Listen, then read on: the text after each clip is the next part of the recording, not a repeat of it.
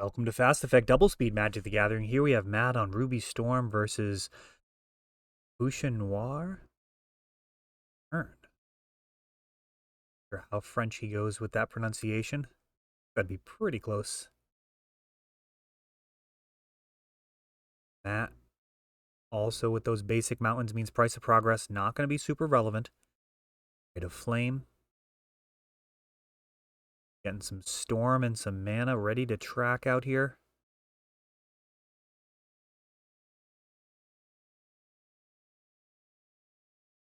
And Jessica's Will.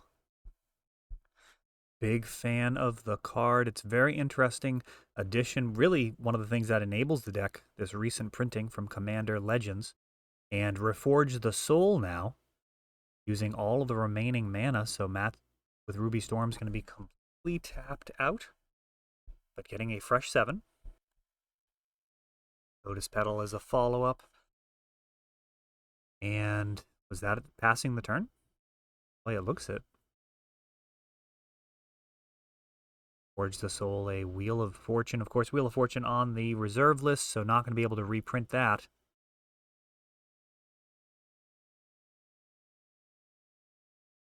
3 mana from Rite of Flame. Into another Rite of Flame. A lot of mana.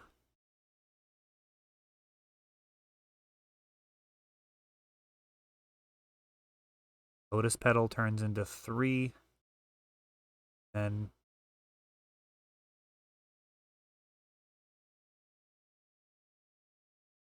thought 6 mana, but perhaps not. And now we've got the Horn. Gonna keep it going. Chrome Mox and Bergie. The other side of Bergie, this Arnfell Horn of Bounty, allows for quite a bit of card advantage. Every card in hand can turn into 2 cards off the top of the deck, but you gotta use them now. And that is going to be the end of it. So Bergie's going to go to the bin, or go to exile, I should say. Bomat Courier. Fun one.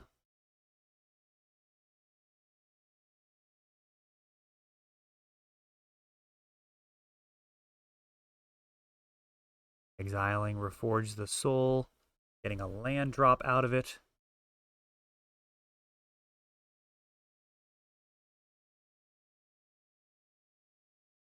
Against Burn.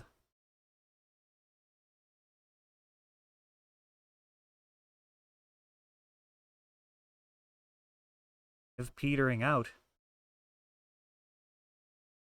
A Goblin Guide. The Lava Spike. Defense Grid coming up. Not going to be useful. Or is this Ancient Tomb? City of Traders into a Lion's Eye Diamond.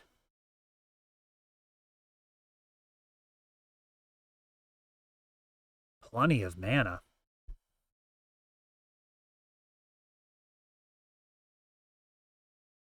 Burning Wish. And did he crack LED in response? He did for black, and wow, a Peer into the Abyss. Half of his library and lose half of his life. I was going to pull up the image, but I think you guys got that. Peer into the Abyss, 7 mana. Draw half your library, lose half your life. A sorcery that you can fetch off of Burning Wish. And this has got to be enough. With this Horn in play, any dead cards can be turned into even more cards from the library, and this is going to do, as long as he doesn't accidentally go down to 4 life and get snagged by a Fire Blast.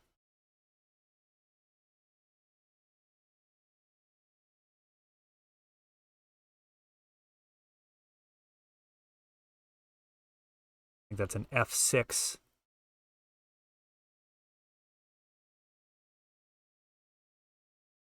It's just a matter of time here. Plenty of Storm. Plenty of options to imprint on the Chrome Mox. Just get some fast mana, Burning Wish for another Tendrils, and that is going to be it. Let's see what he does to make that happen. know if he's trying to get the largest storm count possible. That would be massive. I don't imagine that's going to be what we see here.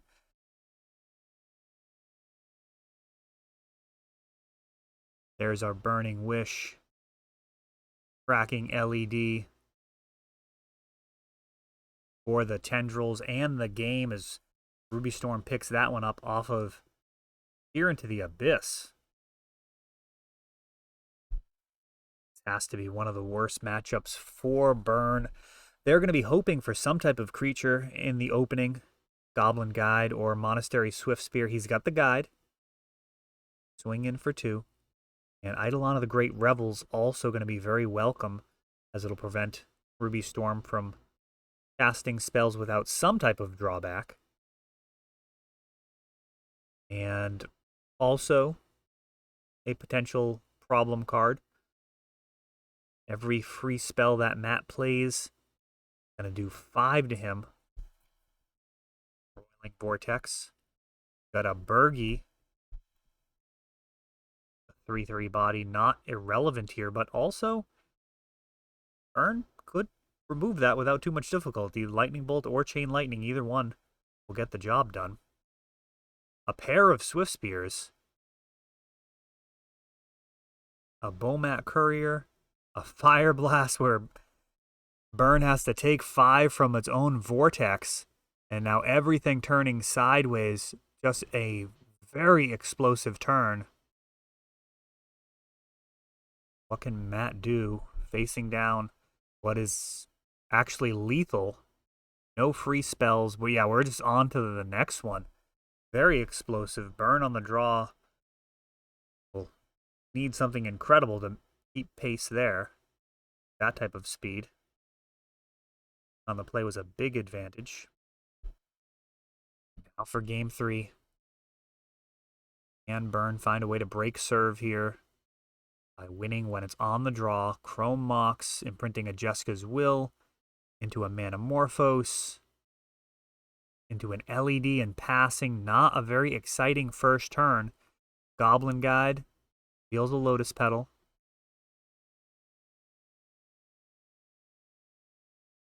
Is played.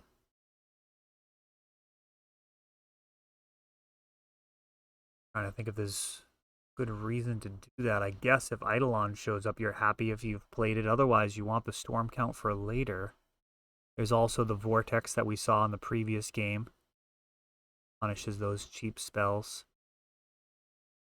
That has Seething Song in hand. Oh, he's just using it. Okay. So 5 red. We could see a Burning Wish line. Jeska's Will. Dealing 3 cards.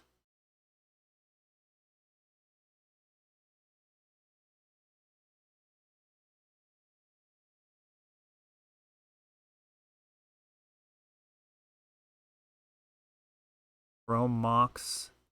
Printing Burgie. Now the Lion's Eye Diamond can be used to cast one of these cards. He is Hellbent at this point. This is not looking ideal. Probably would have rather seen that Ruby Medallion cast first if you're going to crack the LED. You end up down 1 mana, but hit any other red cards, you break even. Have the potential for more of an upside. Let me know how you would have played that. See here a Rite of Flame and an Engineered Explosives. EE not very exciting.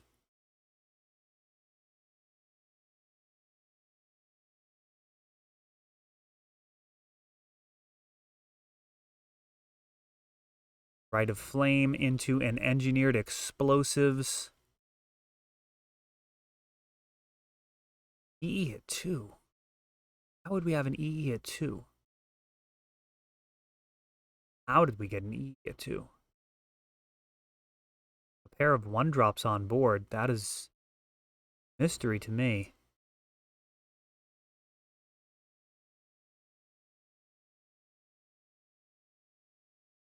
I'd be very worried about the Vortex or Eidolon that might happen, but I mean, there's a pair of 1/1s on board right now.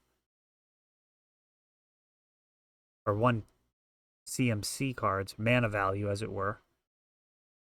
Mirrored Explosives ready to take those out if it had 1 less counter on it. Stands are dangerous. Surgical Extraction being used here.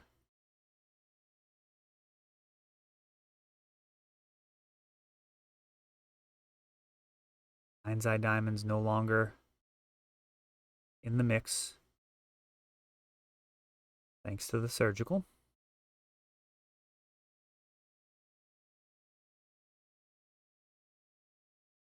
Another Explosives. And this one will pretty easily do its job. Oh, but there's a Fire Blast already. And just like that, the game is over. Burn steals one against one of its toughest matchups.